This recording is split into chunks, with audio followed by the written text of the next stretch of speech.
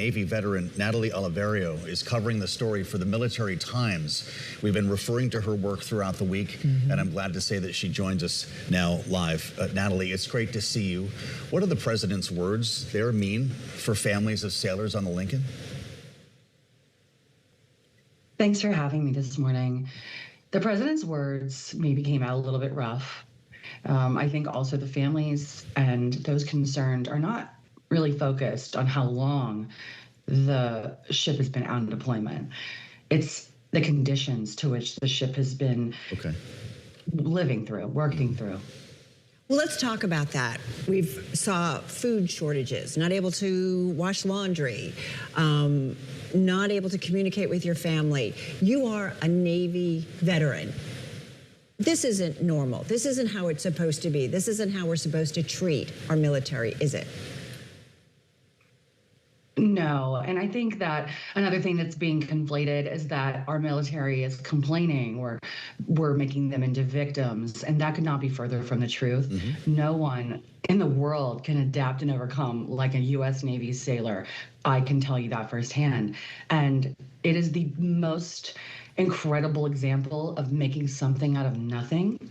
So when you're literally left with nothing and you have the skill of creating something from that, and even then you can't come up with it, we are not delivering for our military. There is a basic need that is not being met.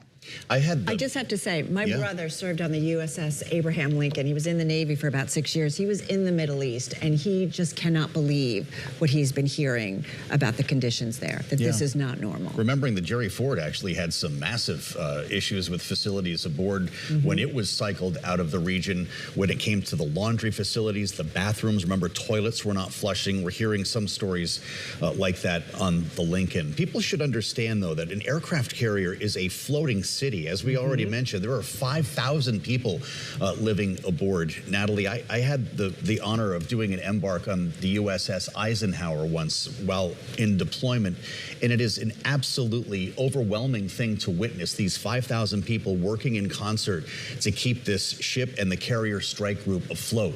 The president said that it is not accurate that the sailors are all in dire straits right now. Can you give us a sense of how many of that city of 5,000 are experiencing these conditions?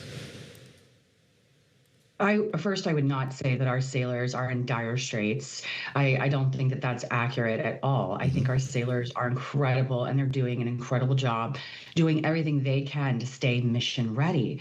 Mission ready requires proper nutrition, proper sleeping conditions, proper hygiene, the pieces of your puzzle that get you ready for your day to do your job to the best of your ability. That's what we're talking about. We cannot send our servicemen and women into any operation without every single thing they need to complete that puzzle for themselves.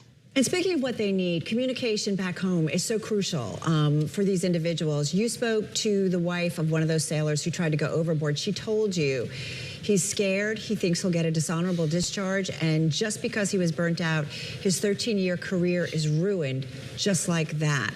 That's not fair, that's not right, that's not what he should be worrying about right now. Has she heard from him lately? Has any of this in terms of the communication changed? Not currently, and that's really the worst part, is not having any control over the kind of communication, the level of communication, especially when someone you love is struggling. That's really difficult. We had a conversation with the ranking member on the Armed Services Committee in the Senate, Senator Jack Reed, who of course is a veteran himself, having served the 82nd Airborne in the U.S. Army. Natalie, he was really upset about this when we spoke and suggested that the chairman, of course a Republican, shared his sentiment on this. They want an investigation. Listen to what he said. This is not something that's just isolated to Abraham Lincoln. We're getting complaints from families in Rhode Island about the conditions on other vessels. And if you ask Army personnel that are stationed in the area, Marines, etc., I'm sure there's some difficulties there also. And the other thing that's so critical, and it tracks a bit with the depletion of our weapons, is this is hurting our readiness all through the world. It comes down, again, Natalie, as you said, to readiness. But the senator is projecting a much wider issue throughout our military. Do you share those concerns? I do. And what he's describing are the smaller ships that comprise the battle group that support the USS Abraham Lincoln. They're guided missile destroyers and various other types of ships that are sailing with them who have been out just as long. There may not be one-to-one comparisons as far as port calls, but they have not had an easy road whatsoever. They are in a very similar condition, maybe not with the ship's functions because the size and the scale are just not at the same level, but it's not been smooth sailing.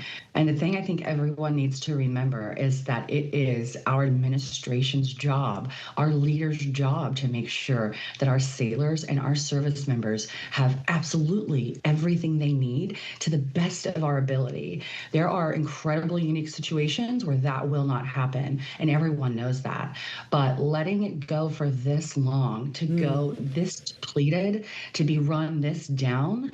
And I'll tell you, the number one most important piece of readiness is courage. And the biggest amount of courage anyone could ever show is asking for help.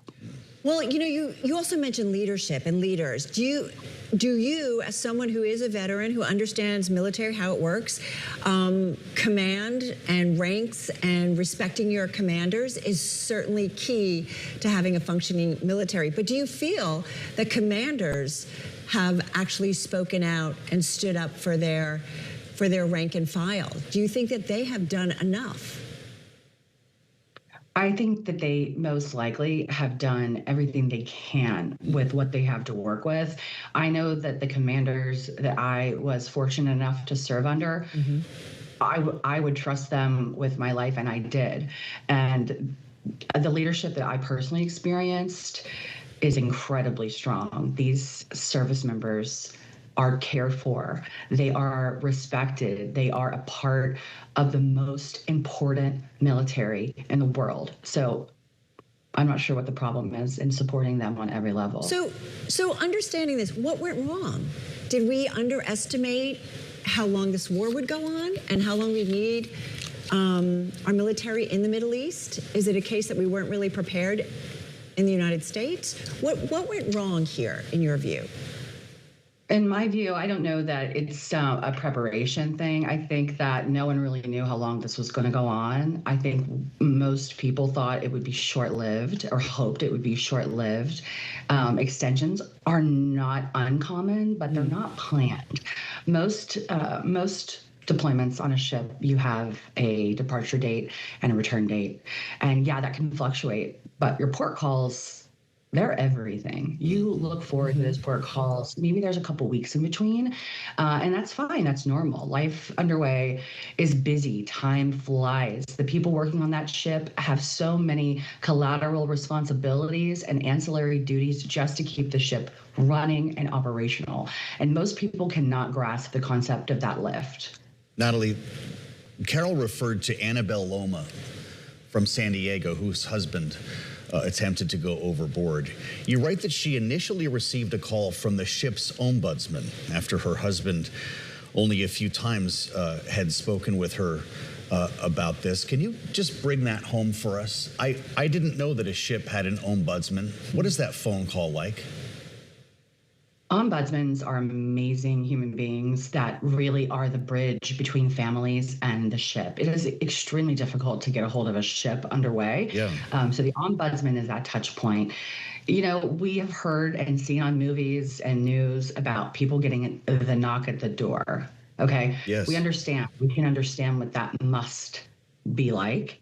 But when you get it out of the blue, taking care of 3 kids, and it comes as a phone call with not a lot of answers, I think any human being could empathize with her. And I think that our military families are incredible. They tolerate and survive through unimaginable things that most people will never have to. So to be in the face of combat on the home front, it is unnerving, unraveling, and God forbid your service member go through an issue. You know, a sailor wanting to jump overboard, it doesn't mean that they want to end their life. It means that they're at a place where they need help. They're asking for help. They feel no escape. I can't imagine what they're feeling. But anybody who's struggling at one day, it doesn't mean you're going to struggle forever. You're not damaged for life. Worrying about your career is something that service members do, because everything you do is about your career, and everything is really riding on your delivery and your performance as a service member. So everyone's afraid of that being taken away, and then your status as a veteran, your benefits, those all go away too. So the fear and the scarcity around asking for help and the consequences that could come are enough to silence people, and that is not okay.